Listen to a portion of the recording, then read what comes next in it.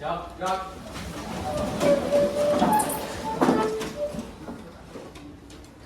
Assalamualaikum warahmatullahi wabarakatuh. Waalaikumsalam warahmatullahi wabarakatuh.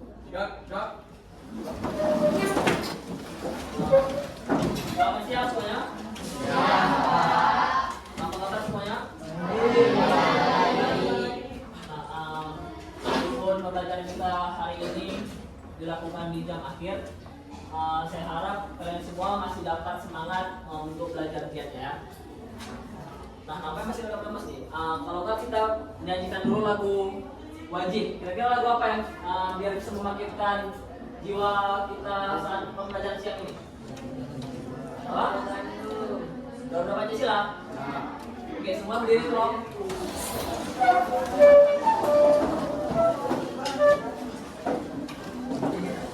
Satu, dua, tiga. Garuda Pancasila, akulah pendukungmu.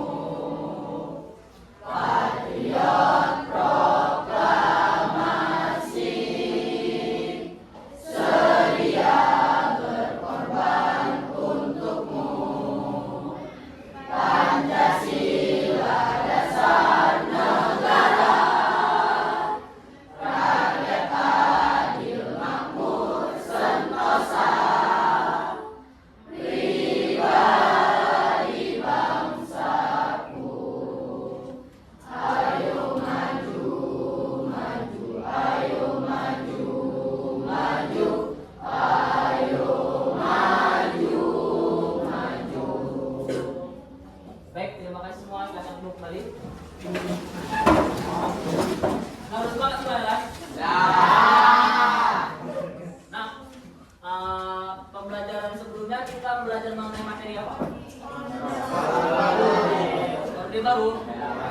Nah, pada pertemuan kita kali ini kita memasuki bab 2, yaitu tentang T dan kedudukan Undang-Undang Dasar Negara Republik Indonesia tahun 1945.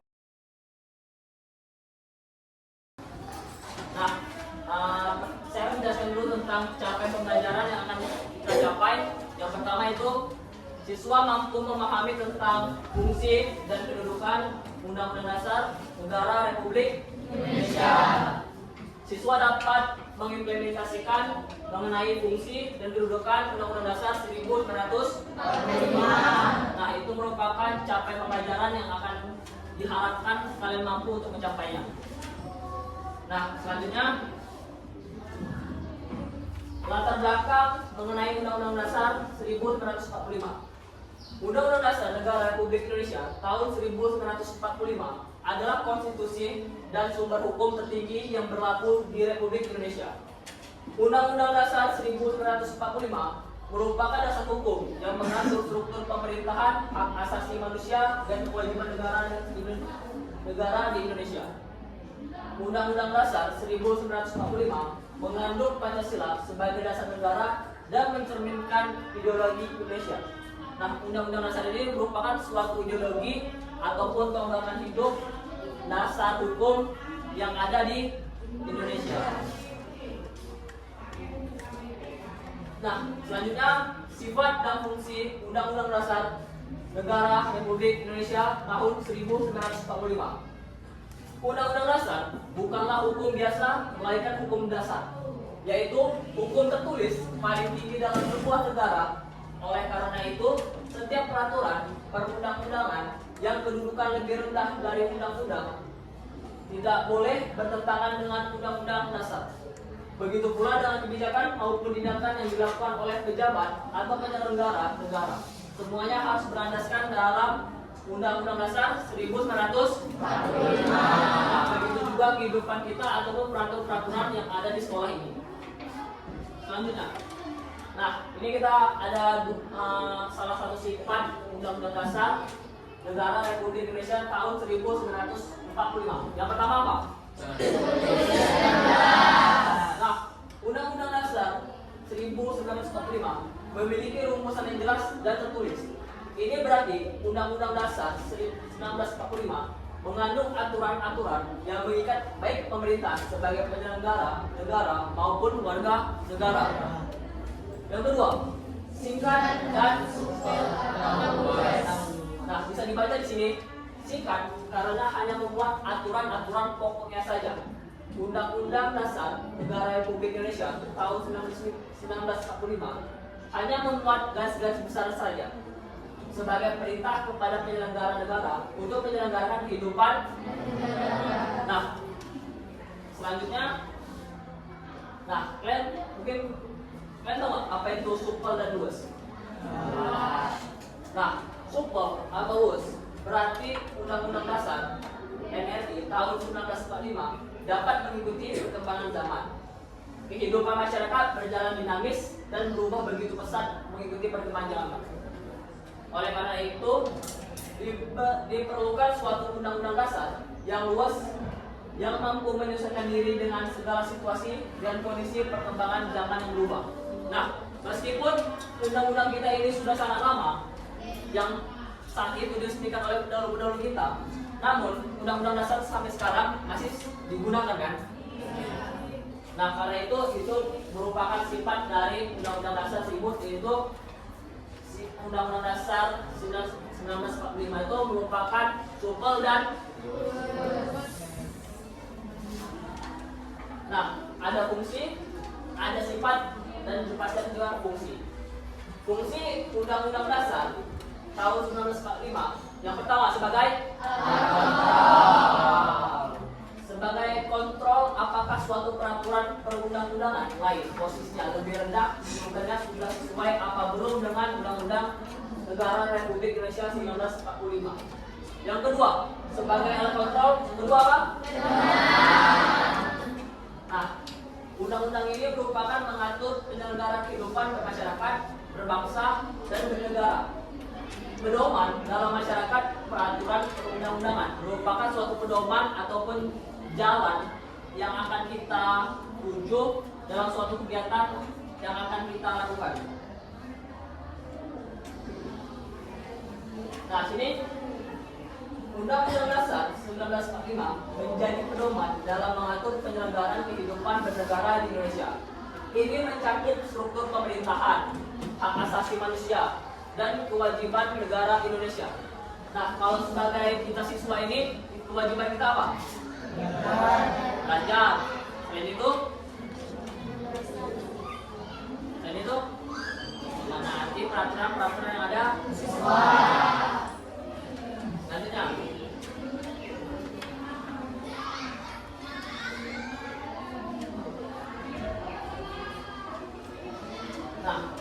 kedudukan Undang-Undang Dasar Negara Republik Indonesia tahun 1945. Nah, di sini tahu kalian mengapa negara itu membutuhkan hukum dasar?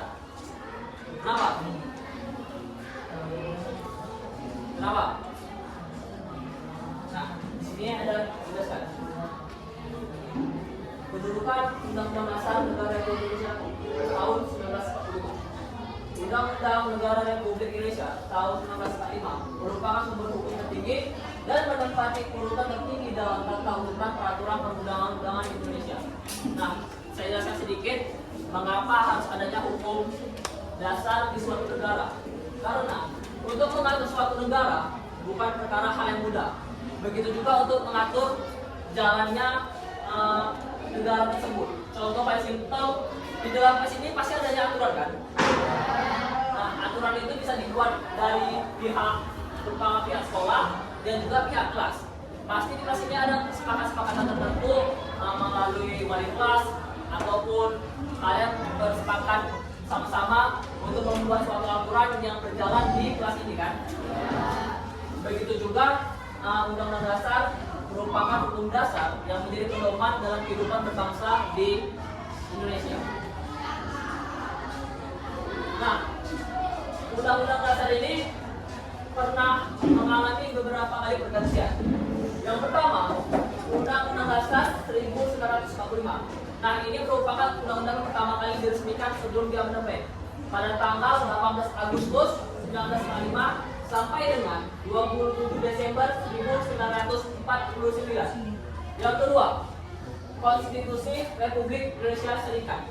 Nah, setelah Undang-Undang Dasar itu dirubah, dia diganti menjadi Konstitusi Republik Indonesia Serikat yang saat itu 27 Desember 1949 sampai 17 Agustus 1950. Nah, yang ketiga, Undang-Undang Dasar Sementara 1945. Nah, lanjutan dari Konstitusi Republik Indonesia Serikat tadi itu diubah lagi menjadi UUD-S atau Undang-Undang Sementara yang dilakukan saat 17 Agustus 1960 sampai 5 Juli 1959. Nah, yang terakhir kembali lagi menjadi Undang-Undang Dasar 1956 yang diadakan yang saat itu diubah pada tanggal 5 Juli 1959 sampai 1999.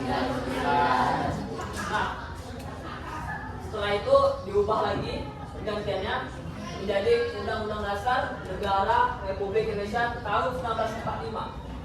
Namun meskipun ini pada Undang-Undang Dasar ini sama, cuman di saat ini sudah di amandemen. Amandemennya tahun 1999 sehingga digunakan hingga zaman. Nah, kalian sebelumnya tahu apa itu amandemen? Tahu amandemen? Nah, amandemen itu bahasa lainnya itu merupakan perubahan atau perbaikan. Nah, undang-undang kita juga pernah mengalami beberapa kali amandemen. Ada tahu nggak berapa kali undang-undang kita di amandemen? Ini saya akan jelaskan. Nah, undang-undang kita pernah mengalami amandemen sebanyak. Nah, amandemen pertama dilakukan pada tanggal 14 sampai 21 Oktober 1999. Amandemen kedua dilakukan pada tanggal 7 sampai tahun 2000. Nah, amandemen ketiga dilakukan pada tanggal 1 sampai 9 November 2001. Dan selanjutnya amandemen keempat dilakukan pada tanggal 1 sampai 9 Agustus 2002. Nah, itu merupakan tahun-tahun dan beberapa kali undang-undang kita dilakukan amandemen atau perubahan ataupun perbaikan. Nah, di sini perubahan pastinya setelah di amandemen memiliki sedikit perubahan dari yang sebelum-sebelumnya. Yang pertama, pembatasan kekuasaan presiden. Nah, saat itu presiden memiliki hak untuk menentukan berapa lama dia berkuasa. Contohnya pada zaman siapa? Nah, pada saat zaman Soekarno membuat peraturan bahwasannya dia memiliki hak dalam mengontrol penuh hingga kekuasaan itu tidak terbatas. Nah, yang kedua, perubahan terhadap struktur lembaga-lembaga tertinggi. Yang ketiga, dimasukkannya pasal-pasal tentang HAM. Nah, mengenai HAM ini mungkin perubahannya terjadi setelah peristiwa tahun 19 tahun 1999 pada zaman Soeharto. Nah, diberlakukannya otonomi daerah. Otonomi tahu Bapak? Atau otonomi? Otonomi merupakan diberikan kekuasaan buat masa sih? Hak memiliki hak. Nah, ada dua daerah Indonesia yang memiliki otonomi daerah. Pertama apa? Aceh. Yang kedua apa? Di Jawa dan di Jawa. Daerah Istimewa Yogyakarta. Yang memiliki hak sendiri dalam mengatur wilayahnya, cuman harus berdasarkan sama juga dengan Undang-Undang Dasar 1900. Kalau di Aceh contoh haknya itu apa? Berdasarkan dengan syariat Islam. Nah, sebelum amandemen pada Undang-Undang Dasar 1945 terdapat 16 bab, 37 pasal, 49 ayat, serta 4 pasal aturan peralihan dan 2 ayat aturan. Sesudahnya, Undang-Undang Dasar 1945 memiliki 21 bab, 73 pasal, 170 ayat, serta 3 pasal aturan peralihan dan 2 pasal aturan tambahan. Itu merupakan sebelum dan sesudah amandemen. Nah, tidak kedudukan itu tingkatan. Hierarki itu tingkatan undang-undang yang ada di Indonesia. Nah, bisa kalian lihat yang pertama paling tinggi apa? Yang kedua? Yang ketiga? Yang keempat? Yang kelima? Yang keenam? Yang ketujuh? Atau nah, setiap tingkatan ini harus sesuai dengan baik, yaitu. Nah, sampai sini ada yang ditanyakan? Bapak semua sudah paham? Nah, di sini Bapak ada memiliki LKPD yang akan dikerjakan secara berkelompok.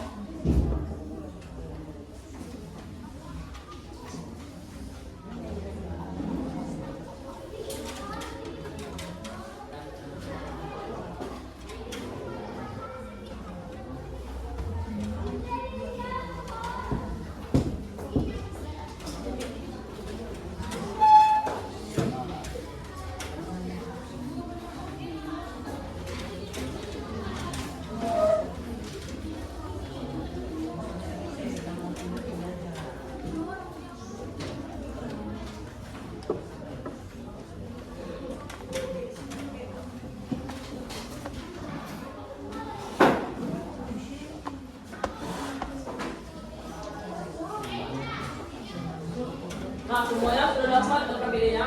Ya. Ada yang ditanyakan tentang LKPD-nya? Tidak? Ya? Ya. Nama kelompok bisa diambil dari nama-nama presiden, bisa boleh. Nah, jika dalam pengerjaan ada kendala, boleh tanyakan kepada Bapak mengenai kendala atau hal-hal yang ingin saya tanyakan sesuai dengan LKPD yang Bapak bagi tadi ya.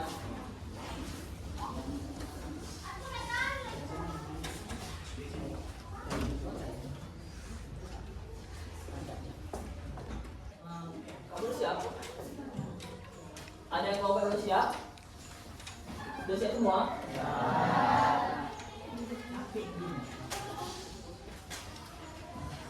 Sudah siap semua kelompok ya? Nah, di sini Bapak ingin menunjuk satu kelompok untuk mempresentasikan di depan ya. Coba kelompok kalian boleh jangan maju, kalian sudah siap kan?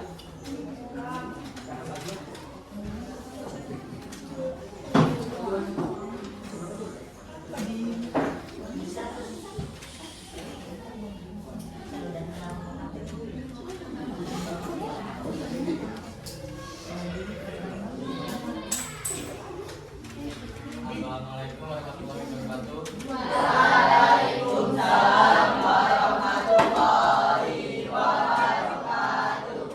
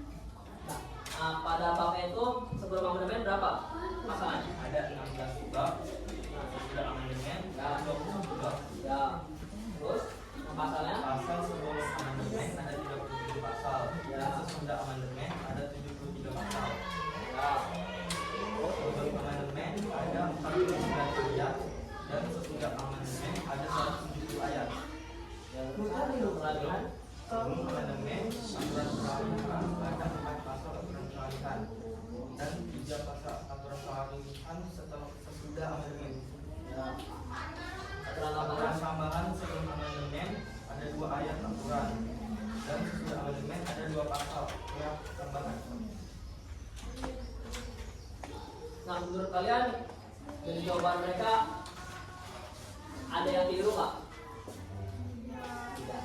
Apa ada dari setiap kelompok ada berbeda jawabannya?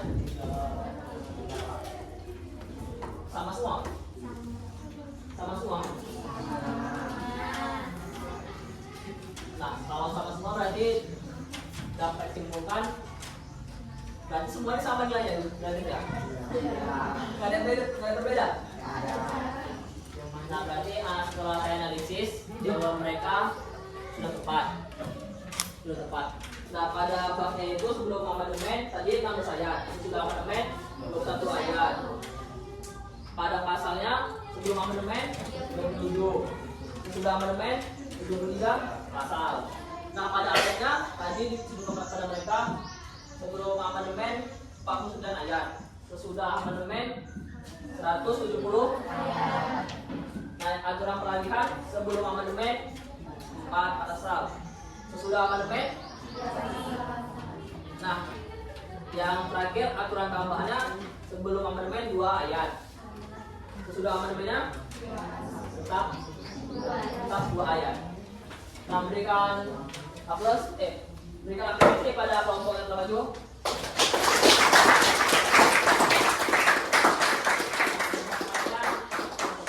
Nah, untuk kedepannya mungkin lebih percaya diri lagi dalam penyampaian ataupun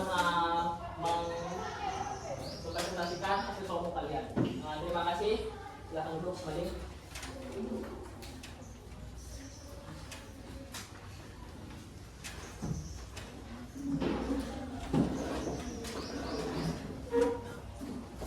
Nah, baik. Kan kita sudah melakukan presentasi dan sudah melakukan pembelajaran pada hari ini. Nah, sebelumnya kalian ada yang ingin tanyakan lagi nggak tentang materi kita tentang kedudukan dan fungsi Undang-Undang Dasar 1945? Ada yang tanyakan lagi? Tidak? Bapak mau kalian simpulkan satu orang tentang pembahasan kita hari ini. Siapa yang bisa simpulkan? Angkat tangannya. Oke, nama kamu siapa? Ya. Ya. Coba simpulkan kegiatan kita ataupun pembelajaran kita hari ini yang kamu tangkap.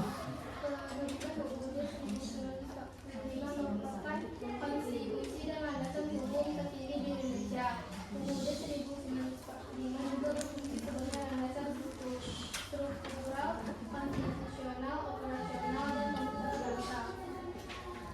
Fungsi UUD 1945 berfungsi sebagai alat kontrol pengatur dan penentu. UUD 1945 juga berfungsi sebagai alat landasan hukum di Indonesia. Ada yang lain? Ada yang lain? Nah, baik, akan saya simpulkan pada materi pembelajaran kita hari ini. Simpulannya itu Undang-Undang Dasar bukanlah hukum biasa, melainkan hukum dasar yaitu hukum tertulis paling tinggi dalam sebuah negara. Oleh karena itu, setiap peraturan perundang-undangan yang berkedudukan lebih rendah dari Undang-Undang Dasar tidak boleh bertentangan dengan Undang-Undang Dasar. Begitu pula dengan kebijakan maupun tindakan yang dihasilkan oleh pejabat atau penyelenggara-negara, semuanya harus berlandaskan dengan Pancasila. Nah, dengan begitu, jika tidak ada yang ditanyakan lagi, berakhir pula pembelajaran kita hari ini. Nah, untuk materi kedepannya kita mengenai pembelajaran yaitu apa? Tentang lembaga-lembaga negara yang ada di Indonesia. Nah, mungkin sampai sini saja pembelajaran kita. Jika ada yang ditanyakan lebih lanjut, boleh jumpai saya di luar jam pembelajaran. Saya akhiri. Assalamualaikum warahmatullahi wabarakatuh.